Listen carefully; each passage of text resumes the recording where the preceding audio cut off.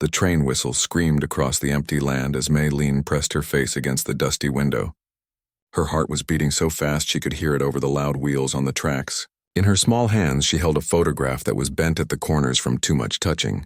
The man in the picture had kind eyes and a serious face. Thomas Henderson. Her future husband, a man she had never met. The year was 1889 and Maylene was 22 years old. She had traveled thousands of miles from her small village in China to this wild place called Wyoming. Her family had no money and no food. Her father owed money to bad men who came to their house every week asking for payment. When the marriage broker came to their village talking about American men who needed wives, her parents saw hope. "You will have a better life there," her mother had said while packing Maylene's few clothes in a small bag. "This man owns land. He has cattle. You will never be hungry again." But her mother's eyes were full of tears when she said goodbye. Now, as the train slowed down, Maylene could see a small town ahead. Wooden buildings lined a dusty street. There were horses tied to posts and men wearing big hats walking around. This was Sweetwater, Wyoming. This was going to be her new home. She looked at herself in the small mirror she carried. Her black dress was wrinkled from the long trip. Her hair was messy. She tried to fix it, but her hands were shaking. What if Thomas didn't like her? What if she couldn't learn English fast enough? What if she couldn't be a good wife? The train stopped with a loud screech. Through the window, she saw a man standing on the wooden platform. He was tall and wore clean clothes. His hair was brown, and he kept looking at each train car like he was searching for someone. That had to be Thomas. Maylene stood up on wobbly legs. She picked up her small bag and walked slowly to the train door. The conductor, a fat man with a gray beard, helped her down the steps. "Good luck, miss," he said kindly. "Hope you find what you're looking for in this place." Thomas saw her right away.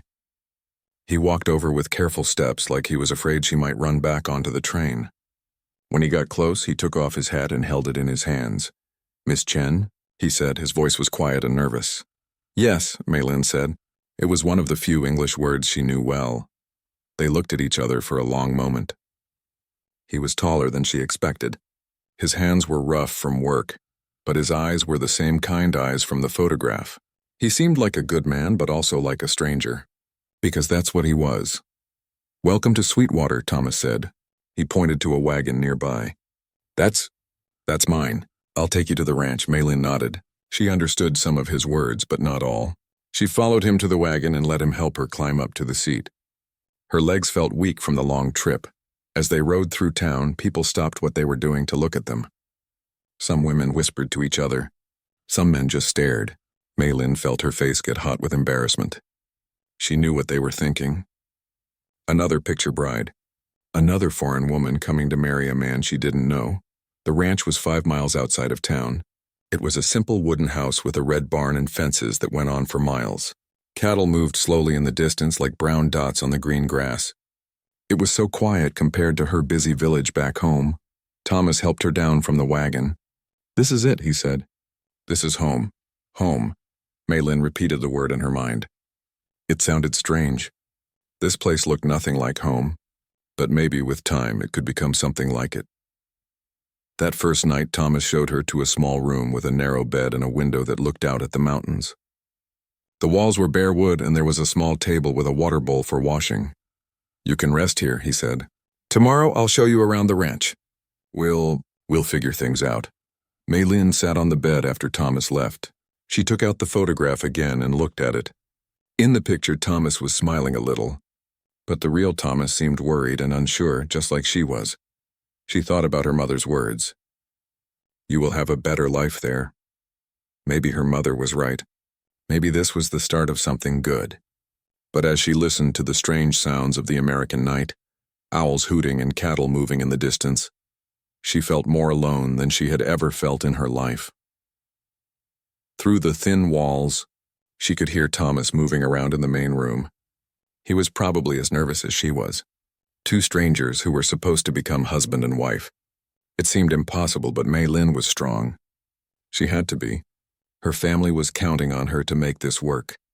And somewhere deep in her heart, she hoped that maybe, just maybe, she could find happiness in this strange new world.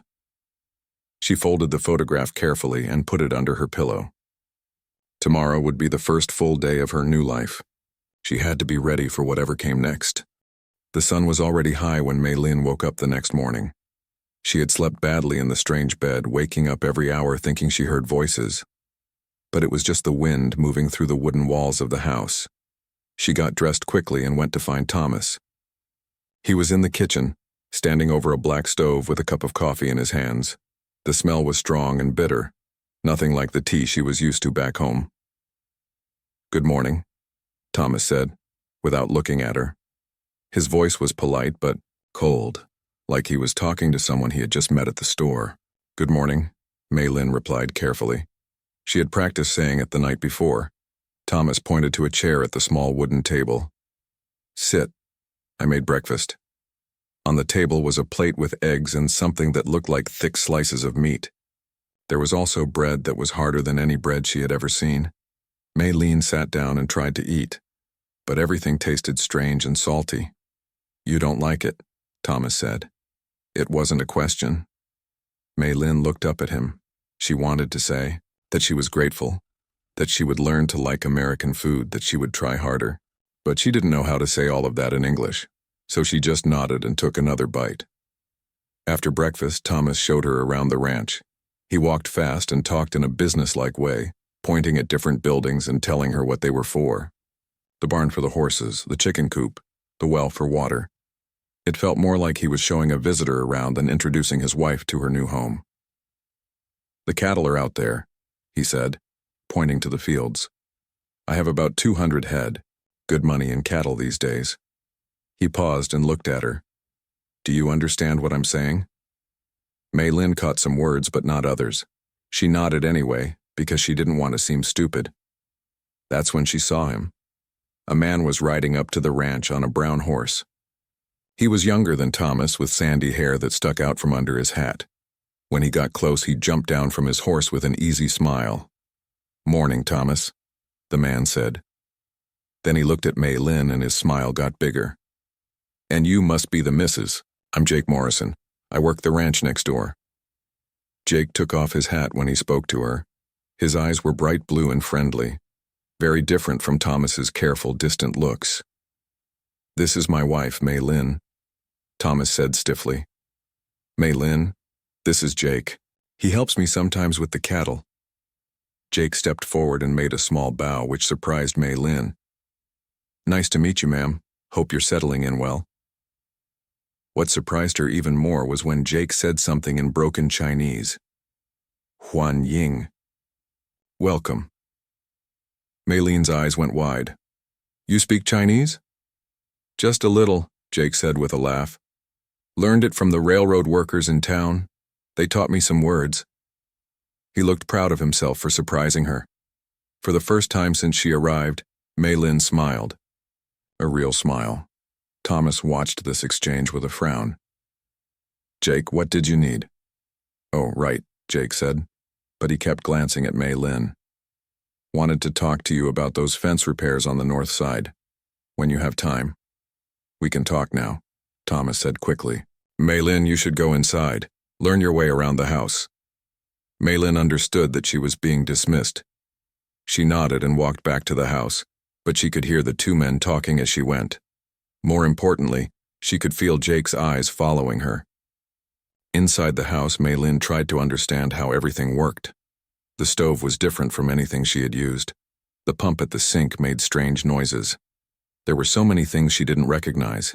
She found some cleaning supplies and decided to make herself useful. At least cleaning was something she knew how to do. As she worked, she could hear Thomas and Jake talking outside. Sometimes Jake's laugh would drift through the window, warm and easy. It was such a different sound from Thomas's serious, quiet voice. When Jake left an hour later, he rode his horse close to the window where Mei Lin was working. "Zai Jian," he called out. "Goodbye in Chinese." Mei Lin looked up, startled. Through the window, she saw Jake waving at her with that same friendly smile. Without thinking, she waved back. "Zai Jian," she called softly. Thomas came into the house just as Jake rode away. He saw Mei Lin at the window and his face got hard. "You shouldn't encourage him," Thomas said. "Encourage?" Mei Lin didn't know that word. "Jake, he's a good worker, but he's not serious. Not like a married man should be. Thomas sat down heavily in his chair. This arrangement we have, Mei-Lin, it's business, it's practical. We both need something from it, but we shouldn't pretend it's something it's not. Mei-Lin stared at him. She understood enough to know that he was telling her their marriage was just a deal, nothing more. Her heart sank. That evening, they ate dinner in silence. Thomas read a newspaper while he ate. Mei-Lin tried to understand the letters and words on the pages, but it all looked like meaningless marks to her. After dinner, Thomas went outside to check on the animals. Mei-Lin cleaned the dishes and tried not to think about how lonely she felt. Back home, dinner was loud and full of talk. Her family would discuss their day, tell stories, laugh together. Here the silence felt heavy and sad. When Thomas came back inside, he went straight to his chair by the fireplace. He didn't speak to her or even look at her. Mei-Lin sat by the window and looked out at the dark mountains. Somewhere out there, Jake Morrison was probably having dinner with his own family, laughing and talking. She wondered what that felt like. She thought about the way Jake had tried to speak her language, the way he had bowed to her like she was someone important, the way his eyes lit up when he smiled. Then she looked at Thomas, reading his newspaper like she wasn't even in the room. This was her life now. This quiet, empty house with a man who saw her as a business arrangement. She had traveled so far and left everything behind for this. But maybe, she thought, as she remembered Jake's friendly voice saying, Huan Ying. Maybe there were still kind people in this strange new world. Maybe she didn't have to be completely alone. 3 weeks passed, and Mei-Lin worked hard to make the ranch house feel like home. Every morning she woke up before Thomas and tried to make breakfast the way he liked it. She learned that he wanted his eggs cooked until the yellow part was hard, and his coffee strong enough to wake the dead.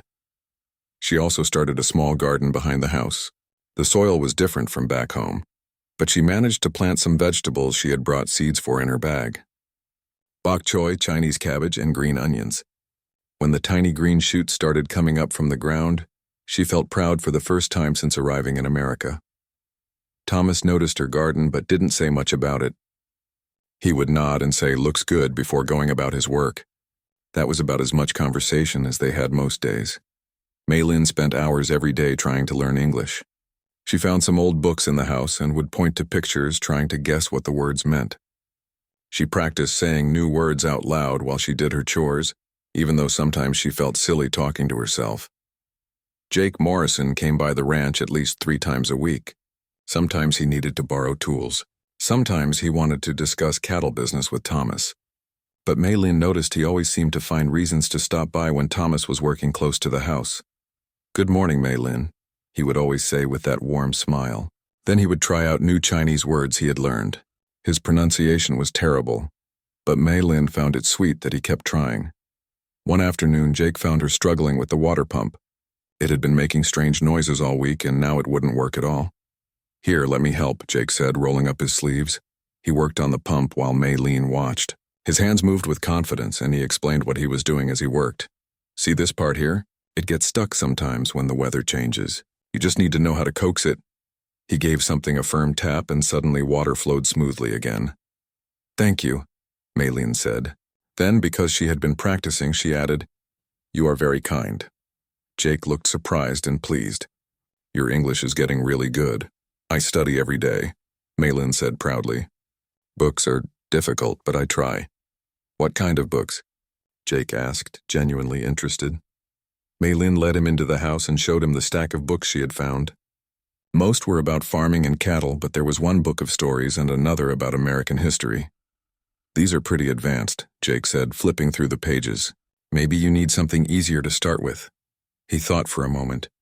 "I have some books at my place that might help. Children's books, but they're good for learning basic words." "You would do this for me?" Mei-Lin asked. "Of course," Jake said. "Learning a new language is hard work. You should have all the help you can get." That's when Thomas came in from the barn. He looked at Jake holding the books and frowned. "Everything all right in here?" "Just fixed your water pump," Jake said easily. "And I was telling Mei-Lin about some books that might help with her English. She's doing fine on her own." Thomas said in a tone that clearly meant the conversation was over. Jake looked between Thomas and Mei Lin. The tension in the room was thick as honey. Well, I should get going anyway. Got my own chores to do. As he headed for the door, Jake turned back to Mei Lin. If you ever need help with anything while Thomas is out with the cattle, don't hesitate to ask. I'm usually around. After Jake left, Thomas was quiet for the rest of the day. At dinner, he finally spoke. Jake's a good neighbor, he said carefully. But you shouldn't depend on him too much. People in town might get the wrong idea. Wrong idea? Mei Lin asked. Thomas shifted in his chair. About you and him. About what kind of woman you are. Mei Lin felt her face get hot. Jake helps me learn English. He fixes water pump. What is wrong with this? Nothing's wrong with it exactly, Thomas said. It's just complicated. But Mei Lin was learning that many things were complicated in America. The way people looked at her in town when she went to buy supplies. How some shop owners spoke to her loudly and slowly, like she was deaf instead of foreign. How the other women would smile politely but never really try to talk to her. Jake was different. When he talked to her, it felt natural, like she was a regular person instead of some strange curiosity. The next week, Jake brought her 3 children's books, just like he promised. He came when Thomas was out checking fences in the far pasture. These should help, he said, setting the books on the kitchen table. This one's about a farm, so you'll recognize a lot of the words. This one has simple stories. And this one is about American holidays and traditions. Mei Lin opened the book about holidays and saw pictures of families gathered around big tables, eating together and smiling. Thanksgiving, Jake explained, pointing to one picture. It's in November. Families get together and eat a big meal and talk about what they're grateful for. Your family does this? Mei Lin asked. Jake's smile faded a little. I don't have much family left. My parents died a few years back. It's mostly just me now. I am sorry, Mei Lin said softly. It's all right. That's just how life goes sometimes. Jake looked at her with curiosity. What about you? Do you miss your family? Mei Lin nodded. Every day. But they are better now. The money Thomas sent for me. It helped them very much. That's good, Jake said. That's real good. They spent an hour going through the books together. Jake would read a sentence, then Mei Lin would repeat it. When she got stuck on a word, he would act it out or draw a picture, making her laugh when he tried to draw a turkey that looked more like a fat chicken. You're a good teacher, Mei Lin said as they finished. You're a good student, Jake replied. Thomas is lucky to have someone who works so hard. Mei Lin looked down at her hands. Thomas does not think he is lucky. Thomas thinks this marriage is business. Jake was quiet for a moment. Maybe he just needs time to see what I see. What do you see? Mei Lin asked, though she wasn't sure she wanted to hear the answer. Jake looked at her for a long moment with those kind blue eyes. I see a woman who traveled halfway around the world to build a new life. I see someone who works from morning to night to make a home out of nothing. I see someone brave and smart and... He stopped himself. And what? Mei Lin whispered. And beautiful, Jake said quietly. The word hung in the air between them. Mei Lin felt her heart start beating faster. That's when they heard Thomas's horse coming up the path. Jake quickly gathered up the books. I should go. Jake, Mei Lin called as he reached the door. He turned back. Thank you, she said. For the books. For everything. Jake nodded and left through the back door just as Thomas came in the front. That night, as Mei Lin lay in her narrow bed reading one of Jake's books by candlelight, she thought about what he had said. Beautiful. No one had ever called her beautiful before, certainly not Thomas.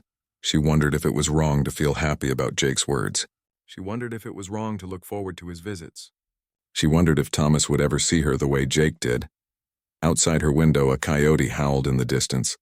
It sounded lonely and wild and free. Sometimes Mei Lin felt like that coyote, calling out into the darkness, hoping someone would answer back. The storm hit on a Tuesday evening in late September. Mei Lin had seen storms before, but nothing like this. The wind howled like angry spirits, and the rain came down so hard it sounded like rocks hitting the roof. Thomas had gone to town that morning to buy supplies and wasn't expected back until the next day.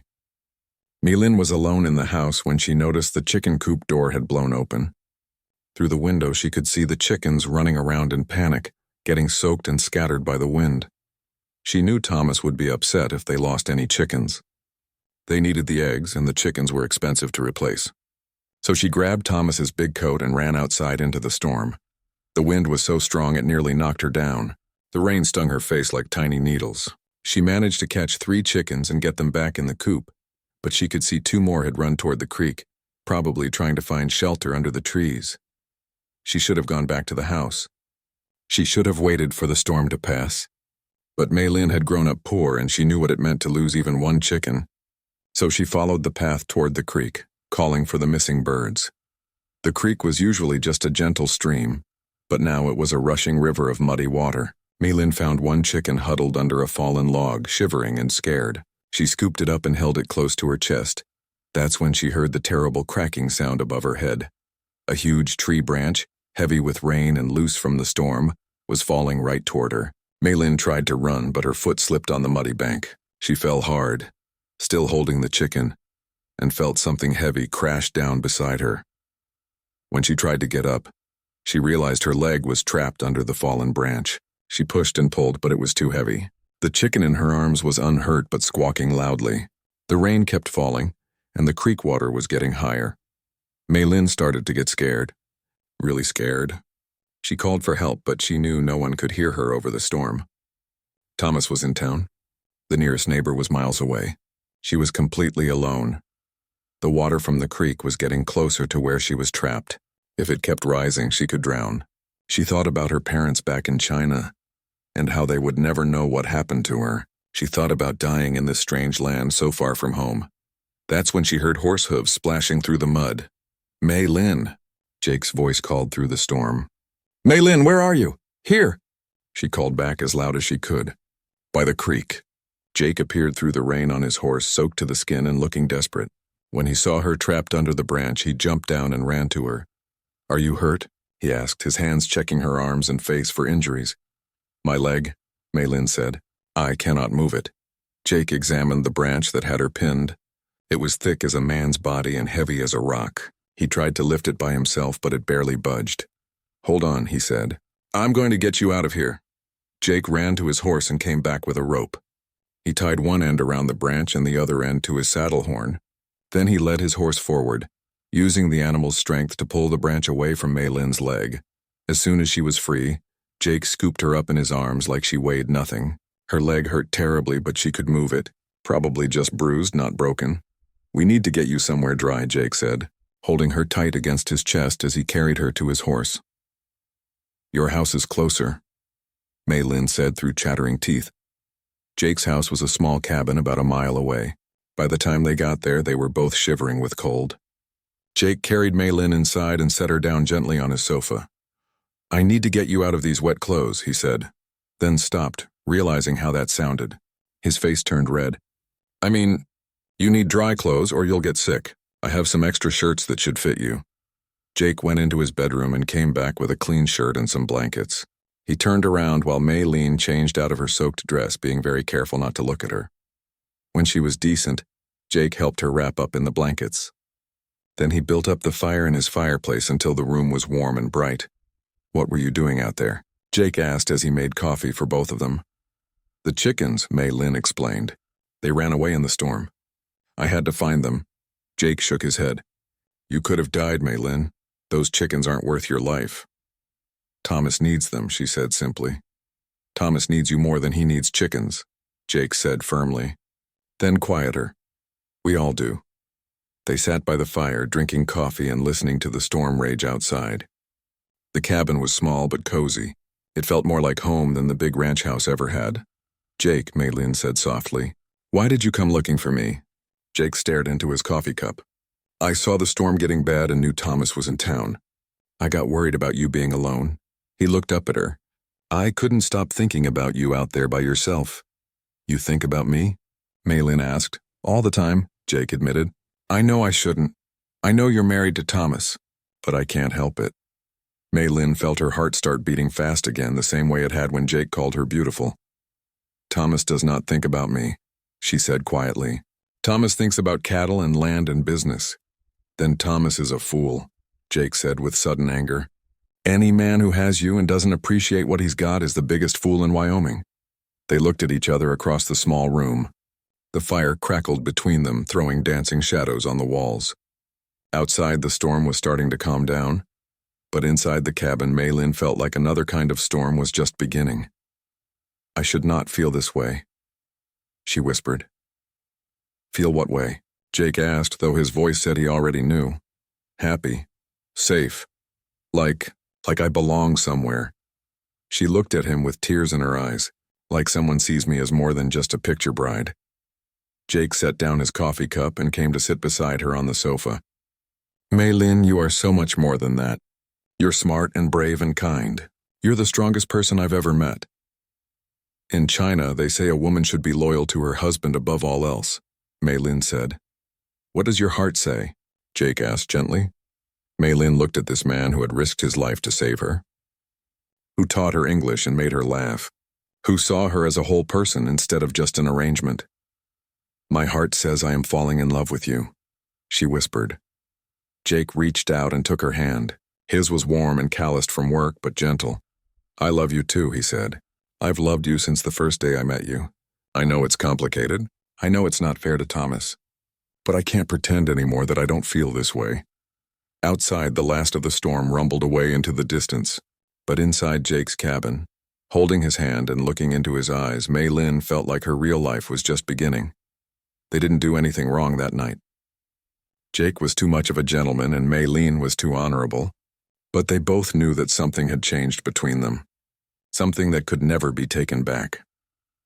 When the storm was completely over, Jake took Mei-Lin back to the ranch house. Thomas still wasn't back from town. As Jake helped her down from his horse, they both knew they were standing at the edge of something that would change all their lives forever. Thomas came home from town the next morning to find Mei-Lin limping around the kitchen with a bruised leg and a guilty look in her eyes. "What happened to you?" he asked, setting down his bags of supplies. "I fell in the storm," Mei-Lin said carefully, trying to save the chickens. Thomas examined her leg and seemed satisfied that it wasn't seriously hurt. But something about the way Mei-Lin wouldn't meet his eyes made him suspicious. "How did you get back to the house?" "This injury looks too bad for you to have walked home alone." Mei-Lin hesitated. She had practiced what she would say, but lying didn't come naturally to her. "Jake found me. He helped me." "Jake was here?" Thomas's voice got sharper. "He was worried about the storm. He came to check on me." Thomas nodded. Slowly, but Mei-Lin could see the wheels turning in his mind. Over the next few days, she noticed him watching her more carefully. He would come back to the house at unexpected times, like he was checking up on her. And whenever Jake came by on ranch business, Thomas made sure to stay close. But Thomas couldn't be there all the time. The cattle needed tending, and there were fences to repair after the storm. When he was gone, Jake would find excuses to stop by. Sometimes he brought Mei-Lin books. Sometimes he helped her with repairs around the house. Always, they found reasons to spend time together. They were careful not to do anything improper. They never touched except by accident. They never said anything that crossed the line. But the feelings between them grew stronger every day, and it was getting harder to hide. Mrs. Patterson, who ran the general store in town, was the first to notice. She had sharp eyes and a big mouth, and she loved to spread gossip faster than butter on hot bread. "Saw Jake Morrison riding out toward the Henderson place again yesterday," she mentioned loudly to Mrs. Walsh, while Mei-Lin was shopping for flour. "That's the third time this week. Makes a person wonder what kind of business he's got out there." Mrs. Walsh glanced at Mei-Lin with disapproving eyes. "Some people don't know their place," she said in a voice loud enough for Mei-Lin to hear.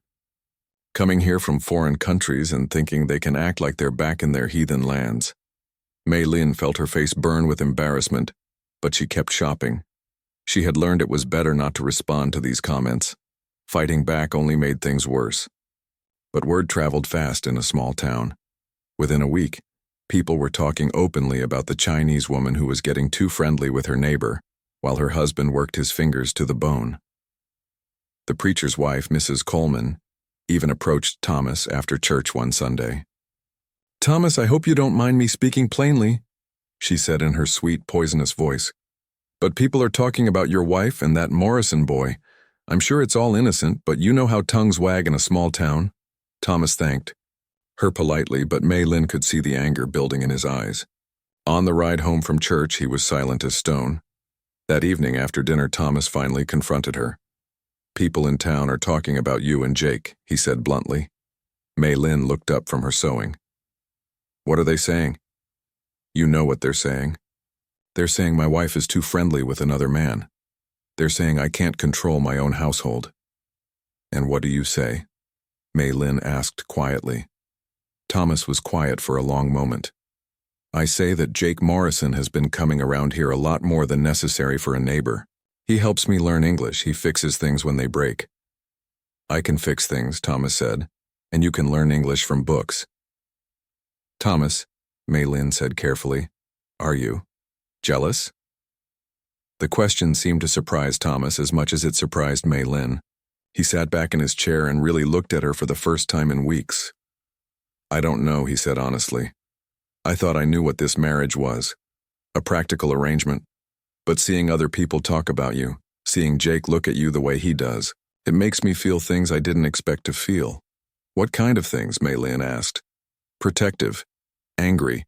Like maybe I've been a fool for keeping my distance from you." Mei Lin felt a flutter of hope in her chest. Maybe Thomas was starting to see her as more than just a business arrangement. Maybe they could build something real together. But then she thought about Jake's blue eyes and kind smile, about the way he made her laugh, and the way he said her name like it was something precious, about how safe she felt in his arms during the storm. "Thomas," she said slowly, "what if I told you that Jake makes me happy? That when I am with him I feel like myself again for the first time since I came to America?" Thomas's face went hard. "I'd say that you're my wife, that you made promises when you married me, even if it was just on paper, and that Jake Morrison needs to find his own woman instead of sniffing around mine." The word "mine" hung in the air between them, not said with love, but with ownership. "I am not a cow to be owned," Mei Lin said, her own anger rising. "I am a person with feelings and thoughts." "You're my wife," Thomas repeated. "That means something, whether you like it or not." That night, Mei Lin lay in her bed staring at the ceiling. She felt trapped between duty and desire, between what she had promised and what her heart wanted. The next morning, Thomas made his position clear. When Jake rode up to the house as usual, Thomas was waiting for him. "Jake, we need to talk," Thomas said. "Sure thing," Jake replied. But Mei Lin could see the tension in his shoulders. "I think it's best if you find your business elsewhere for a while," Thomas said. "People in town are getting the wrong idea about you and my wife." Jake's face went red. "What kind of idea?" "The kind that makes my wife look bad and makes me look like a fool." Jake looked past Thomas to where Mei Lin was standing in the doorway. Their eyes met for a moment and she saw the pain there. "I understand," Jake said quietly. "I'll stay away." But as Jake turned his horse to leave, he looked back at Mei Lin one more time. "If you ever need anything," he called out, loud enough for Thomas to hear. "Anything at all, you know where to find me." After Jake left, the ranch felt empty and quiet. Thomas went about his work, but he watched Mei Lin constantly. She tried to go back to her normal routine, but everything felt different now. Cooking felt like a chore instead of an act of care. Tending her garden felt pointless. Reading her books reminded her of Jake teaching her new words. A week passed without Jake visiting, then 2 weeks. Mei Lin found herself looking toward the road constantly, hoping to see his familiar figure riding up. But he kept his word and stayed away. Thomas seemed satisfied with this arrangement, but Mei Lin noticed he didn't seem any happier. If anything, he looked more troubled than before. Sometimes she caught him watching her with a puzzled expression, like he was trying to solve a problem he didn't understand. The truth was, banning Jake from their ranch hadn't solved anything. It had just made everyone miserable. Mei Lin began to realize that she had to make a choice. She could spend the rest of her life in this polite, empty marriage, being grateful for security but never knowing love. Or she could be brave enough to reach for something real, even if it meant risking everything she had built. But what she didn't know was that Thomas was struggling with the same questions. And somewhere across the valley, Jake Morrison was making plans of his own. 3 weeks after Jake stopped coming to the ranch, Thomas made an unexpected announcement at breakfast. "I'm going to town today to see Reverend Coleman," he said, not looking at Mei Lin. "There are some things I need to discuss." Mei Lin felt her stomach drop. She was sure Thomas was going to ask the Reverend about ending their marriage. Maybe he had decided she was too much trouble. Maybe the gossip in town had finally gotten to him. But instead of seeming angry, Thomas just looked tired, like a man carrying a weight that was getting too heavy to bear. After Thomas left for town, Mei Lin tried to keep busy with her usual chores. But she kept thinking about what would happen if Thomas decided to send her away. Would she have to go back to China? Would her parents be disappointed in her for failing? As a wife, she was hanging laundry on the line behind the house when she heard horses approaching. Her heart jumped, thinking it might be Jake. But when she looked around the corner of the house, she saw Thomas returning from town. And he wasn't alone. Jake Morrison was riding beside him. Mei Lin quickly smoothed her hair and walked to the front of the house, trying to look calm even though her heart was beating like a drum. Both men dismounted and tied their horses to the hitching post. Thomas looked serious but not angry. Jake looked nervous and kept glancing at Mei Lin like he was trying to read her face. "Mei Lin," Thomas said, "I think the three of us need to have an honest conversation." They went inside and sat in the main room. Mei Lin took her usual chair by the window. Jake sat on the edge of the sofa like he was ready to run. Thomas stood by the fireplace, his hands clasped behind his back. "I've been doing a lot of thinking these past few weeks," Thomas began.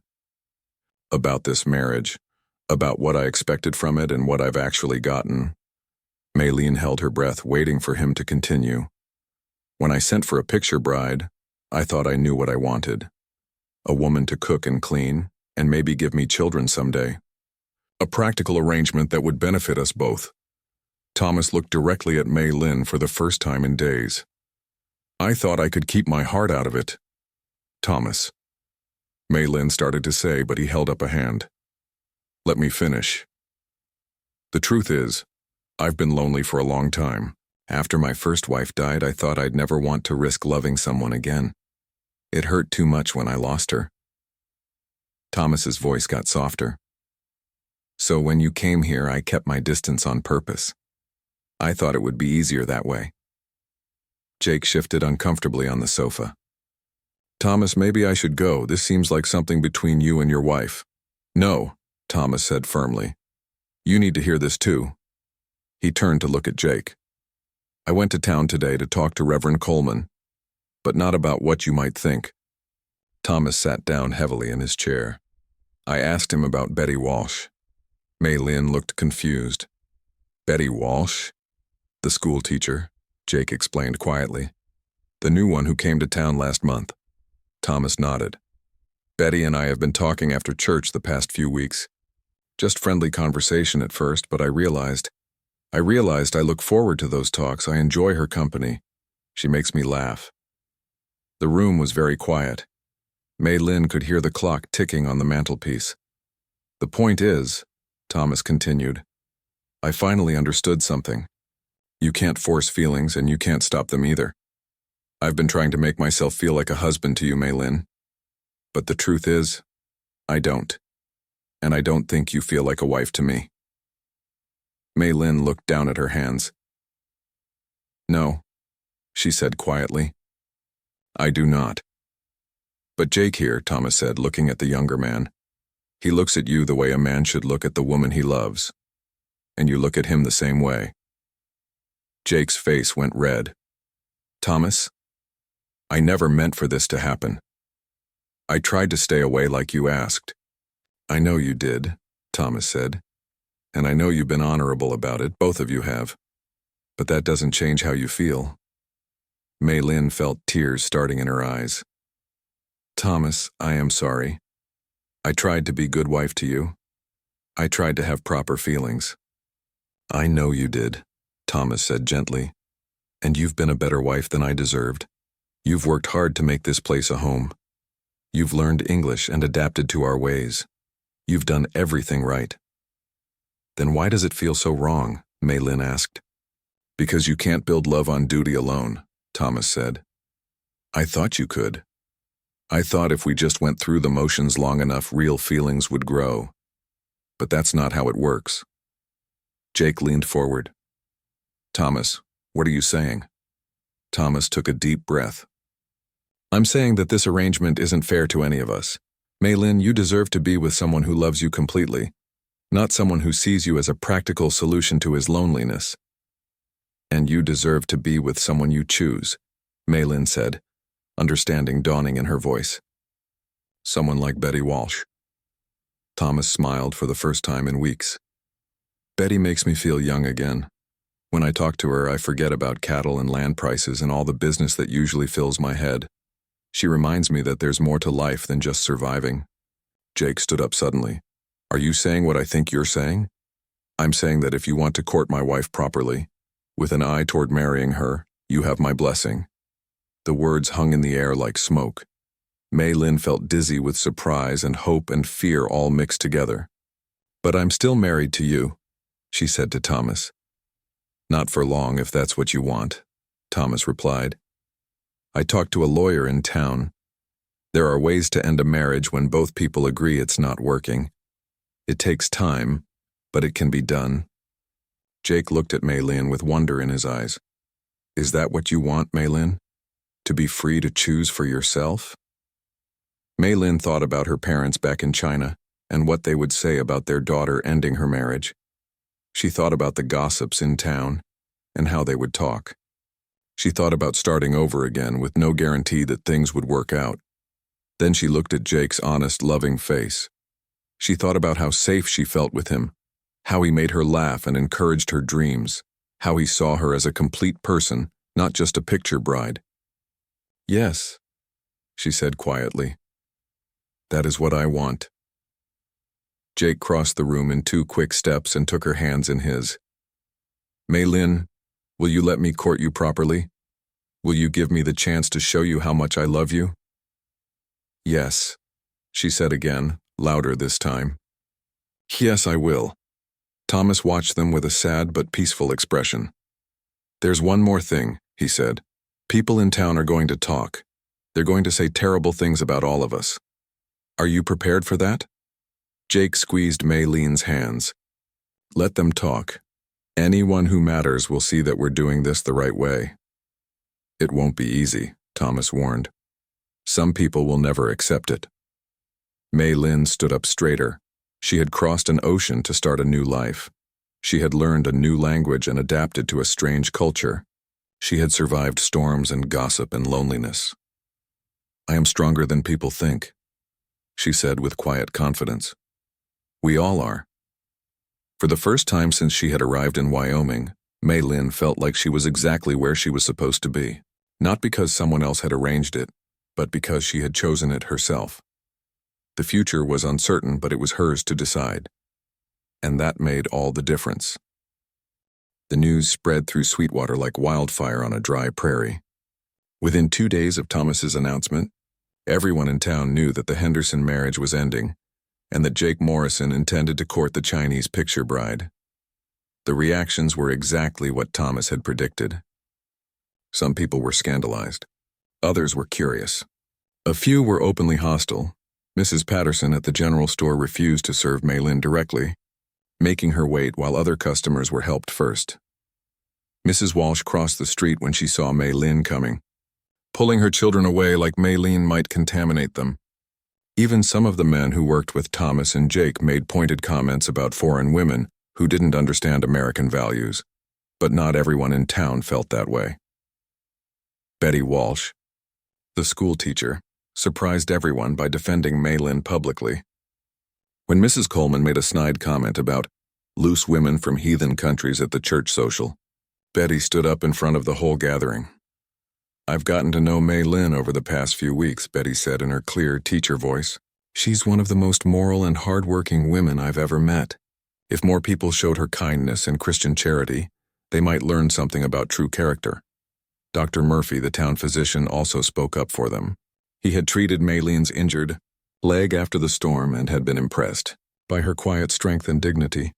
That young woman has more backbone than half the men in This town, he told anyone who would listen, and Jake Morrison is getting himself a fine woman, regardless of where she was born. But the real test came in October when smallpox hit Sweetwater. It started with the Miller children. Little Tommy Miller came home from school with a fever and strange spots on his face. Within days, 3 more children were sick. By the end of the week, 12 people in town had the disease. Dr. Murphy was overwhelmed. The closest big town with another doctor was 2 days' ride away, and he couldn't leave his patients. People were scared, and some families were, talking about packing up and leaving town until the outbreak passed. That's when Maylene stepped forward. "I can help," she told Dr. Murphy, when she saw him looking exhausted and desperate. "I appreciate the offer, miss, but this isn't woman's work," Dr. Murphy said kindly. "Smallpox is dangerous business." "In China, I helped my grandmother tend sick people," Maylene explained. "I know herbs and treatments that might help." Dr. Murphy was tired enough to listen. Maylene described remedies she had learned back home: teas to bring down fevers, poultices to ease the painful spots, ways to keep patients comfortable while their bodies fought the disease. "Some of these ideas make sense," Dr. Murphy admitted. "At this point, I'm willing to try anything that might help." Jake wanted to forbid Maylene from going anywhere near the sick people, but she was firm. "These people need help," she said. "I have knowledge that could save lives. How can I stay home and do nothing?" So Maylene went to work alongside Dr. Murphy, nursing the sick and teaching other women how to make the herbal remedies she knew. She worked 18-hour days, going from house to house, caring for whoever needed help. Mrs. Patterson's youngest son was one of the sickest children. When Maylene knocked on her door offering to help, Mrs. Patterson's pride warred with her desperation. "I don't need help from the likes of you," she said at first. But when little Bobby's fever spiked, and he started having trouble breathing, Mrs. Patterson swallowed her prejudice. "Please," she whispered to Maylene, "please help my boy." Maylene worked through the night, using cool cloths and herbal teas to bring Bobby's fever down. She showed Mrs. Patterson how to position him to help him breathe better. By morning, the crisis had passed. "How did you know to do that?" Mrs. Patterson asked with tears in her eyes. "My grandmother taught me," Maylene said simply. "In China, we believe that healing knowledge belongs to everyone who needs it." Word spread quickly about Maylene's skills. Even people who had been coldest to her before started coming to her for help. She never turned anyone away, no matter how they had treated her in the past. The outbreak lasted 3 weeks. When it was over, every single patient had survived, something almost unheard of with smallpox. Dr. Murphy credited Maylene's remedies with making the difference. "This woman saved lives," he announced, at the church service held to give thanks for the town's recovery. She worked day and night for people who hadn't always shown her kindness. If that's not Christian charity, I don't know what is. After that, the attitude toward Maylene began to change. Women who had avoided her before started nodding politely when they passed on the street. Some even stopped to ask about her herbal remedies. Mrs. Patterson publicly apologized for her earlier behavior and invited Maylene to join the church ladies' auxiliary, but the biggest change was in how people saw her relationship with Jake. They had watched him support her during the outbreak, bringing her food when she forgot to eat, waiting patiently while she tended to patients, never complaining about the long hours or the danger. "That boy's devoted to her," old Mr. Henderson observed to his cronies at the barber shop, "and she's proved herself to be a woman of character. Maybe it's time we stop judging them." Thomas, meanwhile, had been courting Betty Walsh with all the enthusiasm of a man discovering love for the first time. Betty was intelligent and funny, and she shared Thomas's interest in books and ideas. They could talk for hours about everything from farming techniques to world events. "I never knew marriage could be like this," Thomas confided to Jake one day. "With my first wife, we loved each other, but we were so young we didn't really know each other.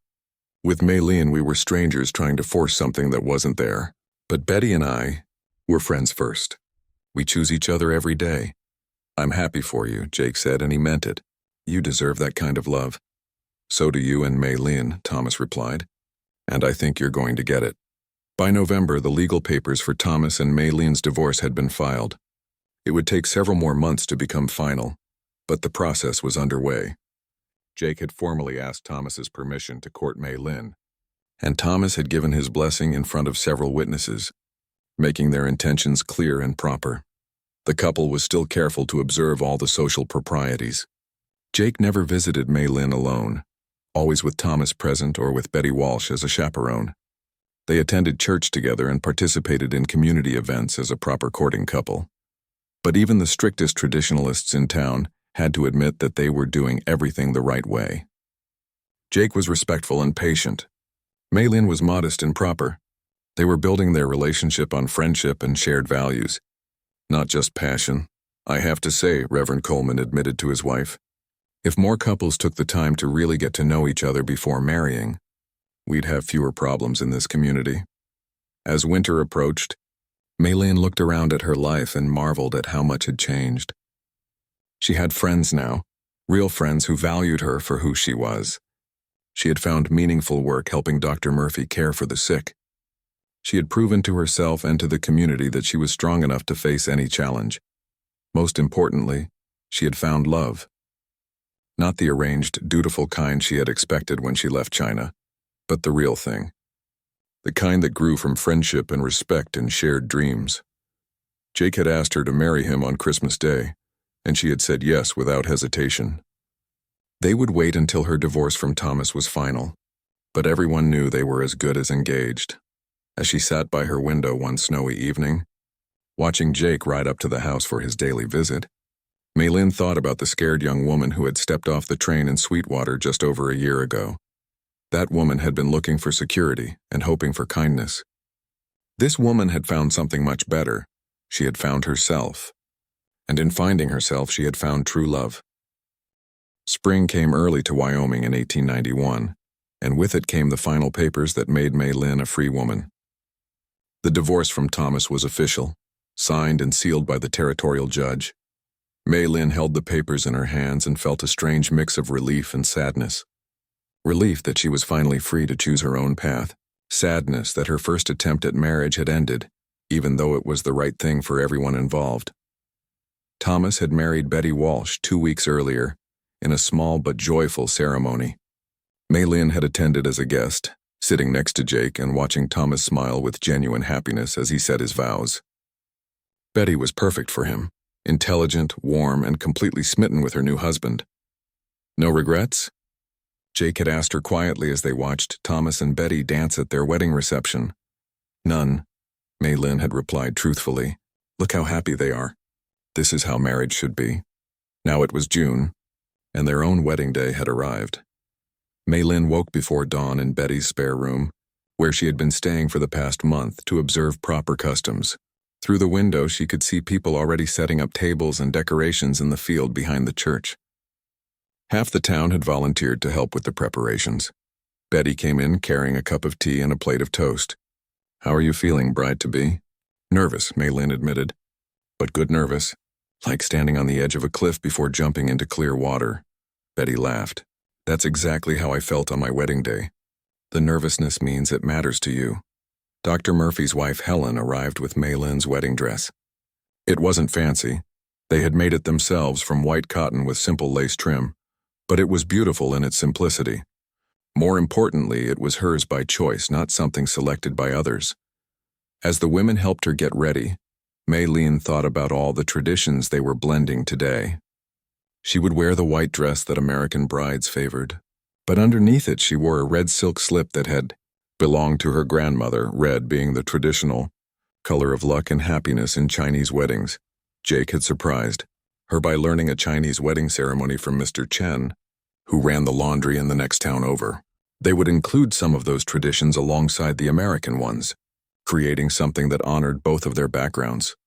Your parents would be proud, Helen Murphy said as she arranged Mei Lin's hair. You've built a good life here. Mei Lin had written to her parents about her divorce and remarriage. Their response had been cautious but supportive. If this man truly loves you and will take care of you, then we are happy, her mother had written. We trust your judgment. The ceremony was set for 3 o'clock in the afternoon, when the light would be golden and warm. As Mei Lin walked to the church with Betty and Helen, she could see the whole town gathering. Even some people from neighboring ranches had come to witness the wedding. Jake was waiting at the altar in his best suit, looking nervous and excited and completely handsome.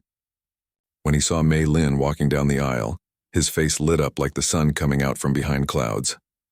Thomas stood beside Jake as his best man, beaming with pride and friendship. It was unconventional maybe, but it felt right. They had all been through so much together. Reverend Coleman had agreed to perform a ceremony that included both American and Chinese elements. He began with the traditional words about love and commitment, then nodded to Jake. Jake turned to face Mei Lin and spoke in carefully practiced Chinese.